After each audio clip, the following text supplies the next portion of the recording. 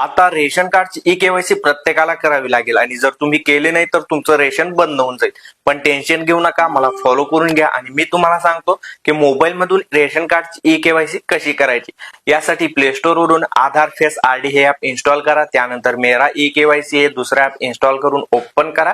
काही परमिशन मागेल त्यात देऊन टाका. या ठिकाणी राज्य निवडा. त्यानंतर व्हेरीफाय लोकेशन वरती क्लिक करा.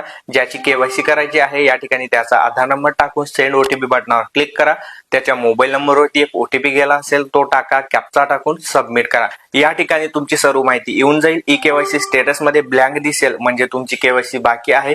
खाली फेस ई-केवायसी हा पर्याय दिसेल त्यावर क्लिक करा. त्यानंतर या सूचना वाचून घ्या. परत टिक मार्क करून सबमिट करा. कॅमेरा ओपन होईल. त्या ठिकाणी तुमचा चेहरा स्कॅन करून घ्या आणि तुमची केवायसी सक्सेसफुल होऊन जाणार आहे.